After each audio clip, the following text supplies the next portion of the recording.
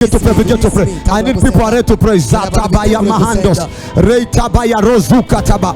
Just pray, just pray.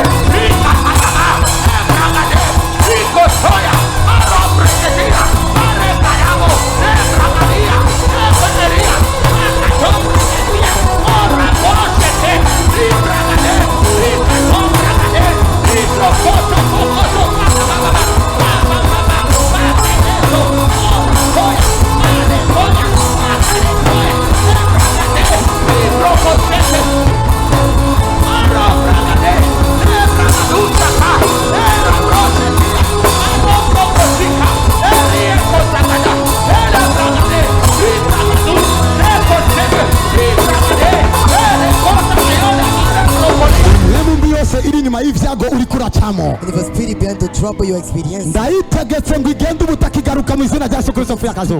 never come back. The demon sitting in the life of the dead to experience, it won't come back anymore. Those on live, je vous ai promis que je vais prier pour vous. L'Éternel m'a donné une mission. Aujourd'hui, je suis mandaté pour ça. Ordonner tout esprit mauvais de sortir. L'onction est là. La puissance est ici. Parce que le Saint-Esprit règne ici. I command any spirit. Any spirit of poverty. Any spirit of trouble. Any spirit of fear. Any spirit of backsliding, I command you now. Release my people. Release my people. Release my people. Release my people. Release my people. Come out. As I come out. As I come out. As I come out. As I come out. I command you to go. You spirit of poverty, you crocodile, wow, crocodile, I command you now. Release my people. Release my people. Release my people. In the mighty name of Jesus. Should because I hate you, raise up your hands up. Jesus, He's the same yesterday, today, and forever. I told you, today is the day of deliverance. Many people are in trouble, but today is the end of your trouble. Yesu yarapfuye, Yesu yarazutse. Ntakiri mu mva yarazutse. Spirit, I command you now. Come on! Come on! You spirit, you are powerless. In Jesus' mighty name. Cosa do shiri biganza hivi. Toka. Genda. Toka. Genda. Hey, mabebo. Nimumva ngiribi. Simvuze ko daimoni iri mu ishenete. I don't say ariko ngoma ndayimwambure. suko daimoni umishenete na demon izina ariko jiwa. umwana arashobora kwiraba mu kiyo akaba obsede n'icyo yambaye spirit kagica musimbiza The person may look himself. nimumwerere ibyo herself. mukora mugure ko gashenete da Now leave that chain from her neck. aragwaye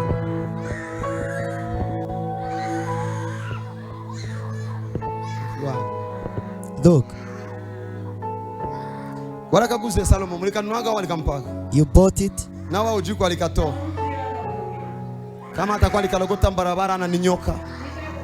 Murabona ukuntu ayigwaniye. See how she's fighting Murabona ukuntu for agwaniye it. Jeanette. She's fighting for the jewel. Please, wewe wambaye Jeanette nuce wambura nawe ngurikora nigana. You wear the chain, don't leave it. I just pray for your children. Ndasengera abana banyu. Even if those who are at home, in the name of Jesus. Muhira mu izina rya Yesu. Umuryango shetani yarazi ko zo kwinjiriramo. The door that the devil knew Ndawugaye ku bana b'abarundi no ku bana b'abantu bose bakoragurikirana kuri no to live. Burundians and to all the persons who are following me. Naho shetani yaramaze kwinjira. To the devil has entered. Jewe Joshua. I Joshua. Mu izina rya Yesu Kristo apfuye In the name akazuka. of Jesus who died. Ndomoye shetani mu mibiri y'abana banyu. I chase out demons Ndomoye out of your shetani mu bodies. mpemu z'abana banyu. I chase out demons Ndamuhamoye mu izina rya Yesu. out of the spirit of your children. I chase him out. What is this now? Ibi navyo ni biki? What is this now? Ibi navyo ni biki? Bamwe mu bantu bibaza yuko abantu bose binjira ngaha atari aba intellectuel ku buryo bibaza ko mutabona n'amaso yanyu biriko biraba. Alors que nous sommes une église le plus intellectualisée. Tous mes jeunes, abajene bose ndongoye bari muri university.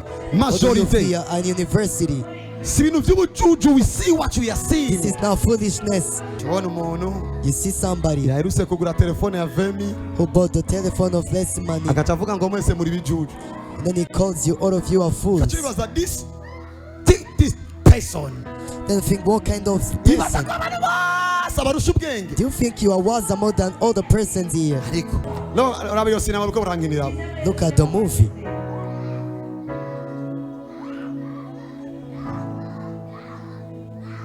Ubu rero Now, mwabonye ko ataco mushoboye. you've seen that you are Koma induru ya powerless. nyuma mugende. Scream the last Nina harura scream kugeza as you ku leave.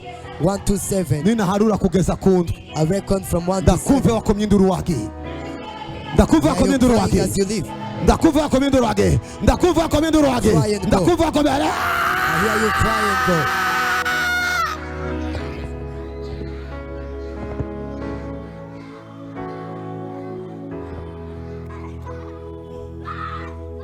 In the name of Jesus. Izina rya Yesu.